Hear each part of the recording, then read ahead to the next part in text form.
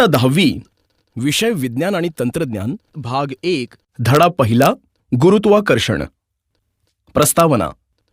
मुलांनो, वर फेकलेला चेंडू सरळ रेषेत खाली येणे, झाडावरील फळ जमिनीवर पडणे हे पृथ्वीच्या गुरुत्वाकर्षणामुळे घडते. वस्तुमान असलेल्या कोणत्याही दोन वस्तूंच्या एकमेकांकडे आकर्षिल्या जाण्याच्या प्रवृत्तीला गुरुत्वाकर्षण असं म्हणतात. गुरुत्वाकर्षणाचे बल हे एक वैश्विक बल असून ते केवळ पृथ्वीवरील दोन वस्तूंमध्येच नव्हे तर कोणत्याही दोन खगोलीय वस्तूंमध्येही प्रयुक्त होते. हे आपण मागील इयत्तेत पाहिलेच आहे. आता आपण मागील इयत्तेत या बलाविषयी काय शिकलो आहोत ते थोडं आठवूया. मुलांनो, सांगा बरं, एखाद्या वस्तूवर बल लावल्यास काय परिणाम होतो? सर, चेंडूला लाथ मारल्यास तो वेगाने एका जागेवरून दुसऱ्या जागेवर जातो. तसेच रबरी चेंडू दाबला असता त्याचा आकार बदलतो. बरोबर. यावरून आपल्या लक्षात येतं की स्थिर वस्तू गतिमान होऊ शकते. म्हणजेच जमिनीवरील स्थिर असलेल्या चेंडूला धक्का मारल्यास तो गतिमान होतो. तसेच आपण गतिमान वस्तू देखील बल वापरून स्थिर करू शकतो. म्हणजेच आपण आपली रस्त्यावर धावणारी गाडी किंवा सायकल ब्रेक लावून थांबवू शकतो. रबरी चेंडू बल वापरून दाबला असता त्याचा आकार बदलतो. म्हणजेच बलाचा वापर केला असता वस्तूचा आकार तसेच वस्तूचे आकारमान यांमध्ये बदल होऊ शकतो. मुलांनो, आपण वस्तूंची चाल व गतीची दिशा दोन्ही बदलू शकतो. याचंच उदाहरण म्हणजे जेव्हा क्रिकेट खेळताना गोलंदाजाने टाकलेला चेंडू फलंदाजाने मारला तर चेंडूची चाल व गतीची दिशा दोन्ही बदलतात. आता तुम्हाला प्रश्न पडला असेल की वस्तूची चाल बदलणं म्हणजे काय? तर एकक कालावधीत वस्तूने पार केलेल्या अंतरास त्या वस्तूची चाल असं म्हणतात. चाल ही अंतराशी संबंधित असते. वस्तूची चाल बदलणे म्हणजे जेव्हा आपण गतिमान सायकलचे ब्रेक दाबतो तेव्हा तिचा वेग कमी होतो.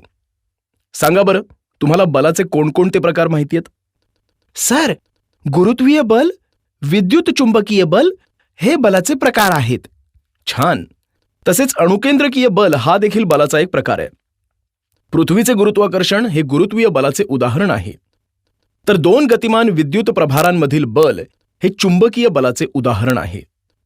तसेच अणुकेंद्रकातील प्रोटॉन्स व न्यूट्रॉन्स यांच्यामधील बल हे अणुकेंद्रकीय बलाचे उदाहरण आहे. तुम्हाला गुरुत्वाकर्षण बलाविषयी काय माहित आहे ते सांगा. सर, गुरुत्वाकर्षण बल हे वैश्विक बल आहे. म्हणजेच ते कोणत्याही दोन वस्तूंमध्ये प्रयुक्त होते. अगदी बरोबर. तर मुलांनो, आता आपण या गुरुत्वाकर्षण बलाचा शोध कसा लागला ते जाणून घेऊ. गुरुत्वाकर्षण. गुरुत्वाकर्षणाचा शोध सर आयझॅक न्यूटन यांनी लावला. ते एकदा सफरचंदाच्या झाडाखाली बसलेले असताना एक सफरचंद झाडावरून सरळ रेषेत खाली जमिनीवर पडताना त्यांना दिसलं. तेव्हा त्यांना प्रश्न पडला की झाडावरील सफरचंद हे सरळ रेषेत म्हणजेच क्षितिज लंब दिशेनेच खाली का पडतात? तिरकी का पडत नाहीत किंवा क्षितिज समान रेषेत का जात नाहीत?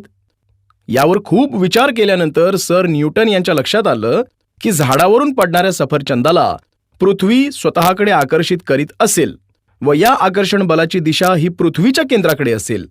तसेच झाडावरील सफरचंदापासून पृथ्वीच्या केंद्रकाकडे जाणारी दिशा ही तिरकस नसून क्षितिज लंब आहे. म्हणून सफरचंद हे झाडावरून क्षितिज लंब दिशेने खाली पडते. या आकृतीमध्ये पृथ्वीवर एक सफरचंदाचे झाड दाखवले आहे. मुलांनो, सफरचंदाला स्वतःचे असे वजन असते. वजन म्हणजे वस्तुमानावर जेवढे गुरुत्वीय बल कार्य करते त्याला वजन म्हणतात. सफरचंदावरील बल हे पृथ्वीच्या केंद्राच्या दिशेने असते. म्हणजेच सफरचंदाच्या स्थानापासून पृथ्वीच्या पृष्ठभागाला ते लंब असते.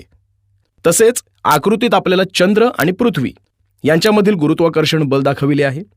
न्यूटनने विचार केला की हे बल पृथ्वीपासून खूप दूरवर असलेल्या चंद्रासारख्या वस्तूंवरही प्रयुक्त होत असेल का? हे समजण्यासाठी मुलांनो, तुम्ही विविध ग्रहांच्या बल व गती, वस्तूवर बल कार्य करते तेव्हा तिच्या गतीमध्ये किंवा आकारामध्ये बदल होतो. म्हणजेच वस्तूच्या दिशेत किंवा गतीत बदल घडवून आणण्यासाठी बल वापरणे आवश्यक असते. मुलांनो, आता आपण न्यूटनचे गतिविषयक 3 नियम कोणते ते आठवूया. पहिला नियम, एखाद्या वस्तूवर कोणतेही बाह्य असंतुलित बल कार्य करत नसेल तर त्या वस्तूचा वेग बदलत नाही. अर्थात त्या वस्तूचे त्वरण घडत नाही. म्हणजेच बल लावले नसताना वस्तू जर स्थिर असेल तर ती स्थिर राहील, तिला गती असेल तर ती एकाच वेगाने व दिशेने पुढे जात राहील. दुसरा नियम, न्यूटनचा गतिविषयक दुसरा नियम आपल्याला असा सांगतो की वस्तूवर कार्य करत असणाऱ्या बलाची सदिश बेरीज ही त्या वस्तूचे वस्तुमान आणि तिचे त्वरण यांच्या गुणाकारा इतकी असते. म्हणजेच बल बरोबर वस्तुमान गुणिले त्वरण. तिसरा नियम, न्यूटनचा गतिविषयक तिसरा नियम म्हणजे जेव्हा एक वस्तू दुसऱ्या वस्तूवर बल लावते त्याच वेळी दुसरी वस्तू देखील पहिल्या वस्तूवर तेवढ्याच प्रमाणात उलट दिशेने बल लावते. परिचय शास्त्रज्ञांचा. सर आयझॅक न्यूटन 1642 ते 1727 हे आधुनिक काळातील अग्रगण्य शास्त्रज्ञ मानले जातात. त्यांना भौतिकशास्त्राचे जनक म्हणूनही ओळखले जाते. त्यांचा जन्म इंग्लंडमध्ये झाला. गुरुत्वाकर्षणाला गणितीय सूत्रात बसवण्यात प्रथम सर आयझॅक न्यूटन यशस्वी ठरले. त्यांनी गतीची समीकरणे, गतीचे नियम व गुरुत्वाकर्षणाचा सिद्धांत आपल्या प्रिन्सिपिया या ग्रंथात मांडला. त्याआधी केपलरने ग्रहांच्या कक्षेचे वर्णन करणारे 3 नियम मांडले होते. परंतु ग्रह या नियमाप्रमाणे भ्रमण का करतात यामागील कारणांचे स्पष्टीकरण दिले नव्हते. नंतर सर आयझॅक न्यूटन यांनी आपल्या गुरुत्वाकर्षण सिद्धांताच्या आणि नियमांच्या सहाय्याने गणितीय पद्धतीने ते नियम सिद्ध केले. यामुळे न्यूटनचे नियम सर्वमान्य झाले. न्यूटनने प्रकाश, ध्वनी, उष्णता व गणित या क्षेत्रांमध्येही उल्लेखनीय कार्य केले. त्यांनी गणिताच्या कॅल्क्युलस या नवीन शाखेचा शोध लावला. या शाखेचा गणितात व भौतिकशास्त्रातही मोठ्या प्रमाणात उपयोग होतो. न्यूटन हे परावर्तक दुर्बीण तयार करणारे पहिले शास्त्रज्ञ होते. वर्तुळाकार गती व अभिकेंद्री बल. मुलांनो, वर्तुळाकार गती समजण्यासाठी आपण एक कृती करूया. प्रथम एक दोरी घ्या, तिच्या एका टोकाला दगड बांधा आणि दोरीचे दुसरे टोक हातात धरा. आता दोरीला बांधलेला दगड गोल फिरवा, जेणेकरून तो दगड एका वर्तुळावरून फिरेल. मुलांनो, ही कृती करत असताना आपण या दगडावर काही बल प्रयुक्त करत आहोत का? सर, दगड फिरवण्यासाठी आपण बल लावत आहोत. बरोबर. त्याची दिशा कोणती असेल? आणि जर आपण हे बल प्रयुक्त केले नाही तर काय होईल? असे केल्यास दगडावर काय प्रभाव पडेल? असे वेगवेगळे प्रश्न आपल्या मनात येतात. तर मुलांनो, जोपर्यंत आपण दोरीला धरून ठेवले आहे तोपर्यंत त्या दगडाला आपण आपल्याकडे खेचतो, म्हणजेच वर्तुळाच्या केंद्राकडे खेचतो. याचाच अर्थ असा होतो की आपण दगडावर कक्षेच्या दिशेने बल प्रयुक्त करत आहोत. जर दोरी सोडून दिली तर आपण दगडावर लावलेले बल संपुष्टात येईल आणि त्या क्षणी वर्तुळावरील दगडाच्या स्थानाशी असणाऱ्या स्पर्शिकेच्या दिशेने दगड फेकला जाईल, कारण त्या क्षणी ती दगडाच्या वेगाची दिशा असते. यापूर्वीही आपण एक अशी कृती केली होती, ती तुम्हाला आठवत असेल. त्यात एका गोल फिरणाऱ्या चकतीवर 5 रुपयांचे नाणे ठेवले होते. ते देखील स्पर्शिकेच्या दिशेने फेकले गेले होते. यावरून आपल्या असं लक्षात येतं की वर्तुळाकार कक्षेत फिरणाऱ्या कोणत्याही वस्तूवर वर्तुळाच्या केंद्राच्या दिशेने बल प्रयुक्त होत असते. या बलास अभिकेंद्री बल असं म्हणतात. म्हणजेच या बलामुळे वस्तू केंद्राकडे आकर्षित होते. पृथ्वीचा नैसर्गिक उपग्रह असलेला चंद्र हा पृथ्वीभोवती एका विशिष्ट कक्षेत परिभ्रमण करतो, हे आपल्याला माहीतच आहे. चंद्र पृथ्वीभोवती म्हणजेच आपण वर केलेल्या कृतीप्रमाणे त्याच्यावर देखील बल प्रयुक्त होत असेल का? या बलाची दिशा कोणती असेल? जर हे बल चंद्रावर प्रयुक्त झाले नसते तर चंद्राची गती कशी राहिली असती? आपल्या सौर मालेतील ग्रह असेच परिभ्रमण करतात का? त्यावरही असेच बल प्रयुक्त होत असेल का? त्यांची दिशा कोणती असेल? आपण ज्यावेळी दोरीला दगड बांधून कृती केली होती त्यावेळी असेच प्रश्न निर्माण झाले होते. दगड दोरीला बांधून केलेल्या कृतीवरून आपल्या असं लक्षात येतं की चंद्राला पृथ्वीभोवती कक्षेत फिरण्यासाठी बल प्रयुक्त होणे आवश्यक असते. तसेच चंद्रावर हे बल पृथ्वी प्रयुक्त करते आणि चंद्राला स्वतःकडे आकर्षित करते. त्याचप्रमाणे सूर्य देखील पृथ्वीसह सर्व ग्रहांना स्वतःकडे आकर्षित करत असणार. केपलरचे नियम. प्राचीन काळापासून मानव ग्रहांच्या स्थितीचे निरीक्षण करत आलेला आहे. गॅलिलिओच्या आधी ही निरीक्षणे डोळ्याने केली जात होती. 16व्या शतकापर्यंत ग्रहांच्या स्थिती व गतिविषयक बरीच माहिती उपलब्ध झालेली होती. या सर्व माहितीचा अभ्यास योहानस केपलर नामक जर्मन शास्त्रज्ञाने केला. योहानस केपलर यांचा जन्म 21 डिसेंबर 1571 मध्ये जर्मनीच्या स्टटगार्ट नावाच्या गावात झाला होता. ते एक जर्मन खगोलशास्त्रज्ञ व गणितज्ञ होते. सन 1600 मध्ये ते प्रागमधील टायको ब्राहे या प्रसिद्ध खगोलशास्त्रज्ञाचे मदतनीस म्हणून कार्य करू लागले. सन 1601 मध्ये टायको ब्राहे यांचा आकस्मिक मृत्यू झाला. त्यानंतर केपलर यांना त्यांचा उत्तराधिकारी म्हणून नियुक्त करण्यात आले. टायको ब्राहे यांनी केलेल्या ग्रहांच्या स्थानांची निरीक्षणे वापरून केपलर यांनी ग्रहांच्या गतीचे नियम शोधून काढले. केपलर यांनी खगोलशास्त्रावर विविध पुस्तके लिहिली. त्यांचे कार्य व शोध पुढे न्यूटन यांना त्यांच्या गुरुत्वाकर्षणाच्या नियमाच्या शोधात उपयोगी पडले. केपलर यांनी केलेल्या अभ्यासात असे आढळून आले की ग्रहांच्या गतीला काही विशिष्ट नियम आहेत. त्यांनी ग्रहांच्या गतिविषयक 3 नियम मांडले. ते नियम पुढीलप्रमाणे आहेत. केपलरचा पहिला नियम: ग्रहाची कक्षा ही लंबवर्तुळाकार असून सूर्य त्या कक्षेच्या एका नाभीवर असतो. या आकृतीमध्ये दाखविल्याप्रमाणे ग्रह हे सूर्याभोवती लंबवर्तुळाकार परिभ्रमण करत आहेत आणि एस हा बिंदू सूर्याची स्थिती दर्शवित आहे. केपलरचा दुसरा नियम: ग्रहाला सूर्याशी जोडणारी सरळ रेषा ही समान कालावधीत समान क्षेत्रफळ व्यापन करते. या आकृतीत दाखवल्याप्रमाणे ए बी व सी डी ही ग्रहांनी समान कालावधीत पार केलेली अंतरे आहेत. म्हणजेच या समान कालावधीत ए व सी पासून असलेले ग्रहाचे स्थान क्रमशः बी व डी ने दाखवले आहे. ए एस व सी एस या रेषांनी एका कालावधीत समान क्षेत्रफळ व्यापलेली आहेत. ती म्हणजे ए एस बी व सी एस डी ही क्षेत्रफळे असून ती समान आहेत. केपलरचा तिसरा नियम: सूर्याची परिक्रमा करणाऱ्या ग्रहाच्या आवर्त कालाचा वर्ग हा ग्रहाच्या सूर्यापासूनच्या सरासरी अंतराच्या घनाला समानुपाती असतो. म्हणजे ग्रहाचा आवर्तकाल हा टी आणि सूर्यापासून त्याचे सरासरी अंतर आर असेल तर टीचा वर्ग हा आरच्या घनाशी समानुपाती आहे. केपलरचे हे नियम केवळ नियमितपणे निरीक्षणे करून मापन केलेल्या ग्रहांच्या स्थानांवरून त्याने शोधून काढले आहे.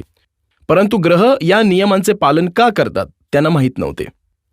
मुलांनो, वरील आकृतीमध्ये ESF हे क्षेत्रफळ ASB एवढे असल्यास EF बद्दल काय सांगता येईल? त्या ग्रहाला ई पासून एफ पर्यंत लागणारा कालावधी बरोबर ए पासून बी पर्यंत लागणारा कालावधी होय. बरोबर. लंबवर्तुळ. लंबवर्तुळ हा वर्तुळाचाच एक प्रकार असून लंबवर्तुळाच्या 2 बाजू निमुळत्या आणि 2 बाजू फुगीर असतात. एखाद्या शंकूला एका प्रतलाने तिरके छेदले असता जी आकृती तयार होते तिला लंबवर्तुळ म्हणतात. यालाच प्रतलीय लंबवृत्त असेही म्हणतात. आता या आकृतीत पहा. लंबवर्तुळाला 2 नाभिबिंदू असतात. या 2 नाभिबिंदूपासूनच्या वृत्तावरील कोणत्याही बिंदूच्या अंतराची बेरीज एक समान असते. या आकृतीत F1 व F2 हे 2 नाभिबिंदू आहेत. A, B, C हे परिघावरील बिंदू आहेत. AF1 अधिक AF2 बरोबर BF1 अधिक BF2 बरोबर CF1 अधिक CF2. कारण 2 नाभिबिंदूपासूनच्या वृत्तावरील बिंदूंच्या अंतराची बेरीज समान असते. न्यूटनचा वैश्विक गुरुत्वाकर्षणाचा सिद्धांत. न्यूटनच्या गुरुत्वाकर्षणाच्या सिद्धांतावरील सर्व निरीक्षणे व केपलरचे नियम यांचा अभ्यास करून न्यूटनने त्याचा वैश्विक गुरुत्वाकर्षणाचा सिद्धांत मांडला. सिद्धांत: विश्वातील प्रत्येक वस्तू इतर प्रत्येक वस्तूला ठराविक बलाने आकर्षित करत असते. हे बल एकमेकांना आकर्षित करणाऱ्या वस्तूच्या वस्तुमानाच्या गुणाकाराशी समानुपाती आणि त्यामधील अंतराच्या वर्गाशी व्यस्तानुपाती असते. हा सामान्य भौतिक नियम न्यूटनने प्रायोगिक निरीक्षणांनी केलेल्या प्रतिस्थापनेने बनविला आहे. या आकृतीमध्ये दाखवल्याप्रमाणे M1 व M2 वस्तुमान असलेल्या 2 वस्तू दाखवल्या आहेत. D हे त्यांच्यामधील अंतर आहे. या 2 वस्तूंमधील गुरुत्वीय आकर्षण बल एफ आहे. न्यूटनचा गणितीय भाषेतील गुरुत्वाकर्षणाचा सिद्धांत खालीलप्रमाणे आहे. एफ अल्फा m1 m2 छेद d2 म्हणजेच एफ बरोबर g गुणिले m1 m2 छेद d2. इथे m1 पहिले वस्तुमान, m2 दुसरे वस्तुमान, f दोन्ही वस्तुमानांमध्ये असलेले प्रयुक्त बल आहे आणि d दोन वस्तुमानांच्या केंद्रांना जोडणारे अंतर आहे. तर g हा गुरुत्व स्थिरांक असून त्यास वैश्विक गुरुत्वीय स्थिरांक म्हणतात. थोडक्यात काय तर दोन वस्तूंपैकी जर एका वस्तूचे वस्तुमान दुप्पट केले तर त्यामधील गुरुत्वीय बल हे दुप्पट होते आणि वस्तूमधील अंतर दुप्पट केले तर बल 1/4 होते. या सिद्धांतात दोन्ही वस्तू गोलाकृती असतील तर त्यांच्यामधले बल हे त्यांच्या केंद्रांना जोडणाऱ्या सरळ रेषेत असते व त्या केंद्रांना जोडणाऱ्या रेषाखंडाची लांबी ही त्यांच्यामधील अंतर म्हणून धरली जाते. जर त्या वस्तू गोल व नियमित आकाराच्या नसतील तर त्यांच्यामधील बल हे वस्तुमान केंद्रांना जोडणाऱ्या रेषाखंडाच्या दिशेत असते व डी साठी त्या रेषाखंडाची लांबी घेतली जाते. समीकरण 2 वरून असे दिसून येते की जी चे मूल्य हे एकक वस्तुमान असलेल्या व एकमेकांपासून एकक अंतरावर स्थित असलेल्या दोन वस्तूंमधील गुरुत्वीय बल मोजल्यास आपल्याला मिळते. म्हणजेच SI एकक प्रणालीत जी चे मूल्य 2 1 किलोग्रॅम वस्तुमान असलेल्या व एकमेकांपासून 1 मीटर अंतरावर असलेल्या वस्तूंमधील गुरुत्वीय बलाच्या मूल्या एवढे असते. तर मग आता आपण हे सिद्ध करूया की SI प्रणालीत जी चे एकक न्यूटन मीटर वर्ग प्रति किलोग्रॅम वर्ग का आहे. तर पहा मुलांनो, इथे गुरुत्वाकर्षणाचा नियम वापरावा लागेल. न्यूटनच्या गुरुत्वाकर्षणाच्या नियमानुसार F बरोबर G गुणिले m1 m2 छेद r2. इथे m1 बरोबर पहिले वस्तुमान, m2 बरोबर दुसरे वस्तुमान, r बरोबर वस्तूंमधील अंतर, g बरोबर गुरुत्व स्थिरांक आहे. वरील सूत्रावरून g बरोबर Fr2 छेद m1 m2. बलाचे SI एकक न्यूटन, अंतराचे SI एकक मीटर, वस्तुमानाचे SI एकक किलोग्रॅम. म्हणून g बरोबर न्यूटन मीटर वर्ग प्रति किलोग्रॅम वर्ग आहे. म्हणून गुरुत्व स्थिरांकाचे SI एकक बरोबर न्यूटन मीटर वर्ग प्रति किलोग्रॅम वर्ग आहे. जी चे मूल्य सर्वप्रथम हेनरी कॅव्हेंडिश या शास्त्रज्ञाने प्रयोग करून मोजले. SI एकक प्रणालीत ते 6.673 गुणिले 10⁻11 न्यूटन मीटर वर्ग प्रति किलोग्रॅम वर्ग आहे.